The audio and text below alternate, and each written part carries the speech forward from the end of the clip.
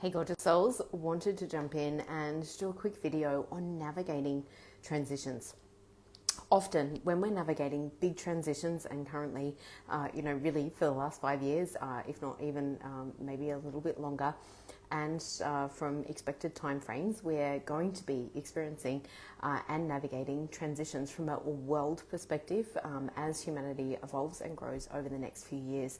That could look and feel quite chaotic. And if we think about any transition in life, whether it be from stepping into becoming a mother for the first time, or perhaps your kids leaving home, or any other transition, a relationship, forming a relationship, or a relationship breaking down, transitions can be very, very chaotic.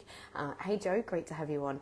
And so it's really important in understanding what's happening as we navigate transition. And often the old systems, the old ways of being are no longer working for us, or are crumbling. Their foundations may be crumbling or changing, and we may find ourselves in a void where it's kind of like we haven't quite stepped through to find the new or to experience the new, and so it can really freak our survival mind out a lot in terms of the uncertainty that we can often feel as we're navigating these transitions as well. And I heard a great metaphor for it. It was really like traveling down the rapids on a fast flowing river. And obviously, with rapids, the more centered, the more balanced that we can remain during those difficult times, and really stay curious, be in our creative energy, be in a state of calm with trust and knowing that the rapids are taking us or expediting the process, sometimes getting down the river a little bit faster to calmer, clearer waters. It can make it a little bit easier in going with the flow and in being able to stay a little bit more balanced and calm, and actually maybe even enjoy the ride.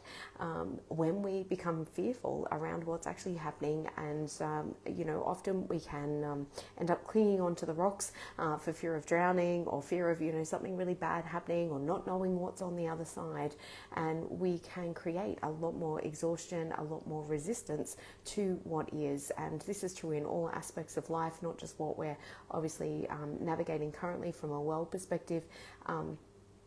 So the more that we have tools on board to be able to keep our nervous systems calm, to remain regulated, to be mindful of the definitions, of the meanings, the stories that we're telling around certain events, what we make things mean, even from our own perspective as well.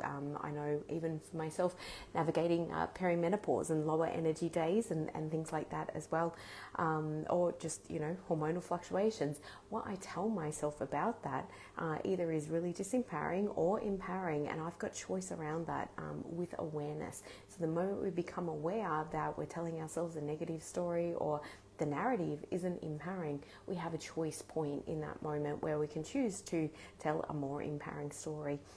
Or at least bring on board a little bit more self-compassion. Now, I just wanted to share a few tips that can be helpful for helping us stay calm, centered, and ride the rapids with greater ease and flow. Number one, take care of your physical body. This is one of the main factors of where we can stabilize ourselves, certainly more so from a mental and emotional perspective. If we're not sleeping well, we're not eating well, absolutely, that is going to make a huge difference to our emotional and mental well-being. So taking good care of the physical body, prioritizing sleep, prioritizing good food, good movement, all those different things definitely will help your body and your nervous system to feel safer overall, which again, we all know we respond so much better to life circumstances, to events in life after a better night's sleep. When we don't sleep well, we become impatient, generally erratic. We can tend to, have the inner critic become very loud. Lots of different experiences from that perspective. So definitely taking that time to really prioritize physical well-being absolutely can help when we're navigating big transitions in life. And sometimes, even the loss of a loved one can be a huge transition. And it's one of the first things I say to all of my clients when they're navigating big grief, and certainly I've applied this and continue to apply this whenever I'm navigating difficult situations or grief in my own life as well. So really taking care of the physical body is first and foremost. The second thing, really create an empowering vision. What do you want to create instead? Instead of feeling fearful around the future, what if you were excited about the future? What if it got to be exactly what you wanted or even better than what you were looking for? So again, people can say, you know, you've been delusional. Well, who's to say that a lot of our fears aren't delusional as well? So really focusing on what it is that we want to create and why that's important to us. That gives us purpose, it gives us meaning, it gives us something to wake up for, it gives us something to work towards, and it often acts like a very steadying anchor. And when I say anchor, I'm not meaning as in holding you back or weighing you down.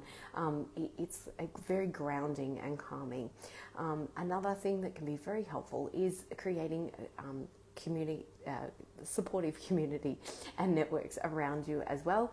Another really, really big factor there in just having like-minded people that are all growth orientated, and you know, having that like-minded community that can all cheer and support each other and help each other. That can often feel like a life raft when we're navigating choppy waters as well. So just a few different tips there that can really support you and help you if you are navigating big transitions and big changes, or you're navigating the chaos, but really understanding that the definition, the story that we tell, absolutely impacts how we experience something emotionally as well. And a great question to ask ourselves is, what am I learning from this, or how may this be serving me, or what could be great about this?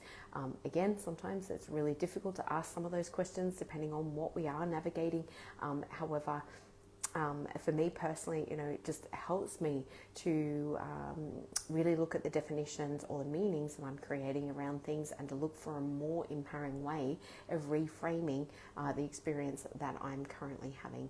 So I hope that's been helpful for you. As always, reach out, let me know what questions you have, what support you'd like, or what else you'd like to experience in this particular group as well. Here to support you with lots of love, and yeah, take care for now.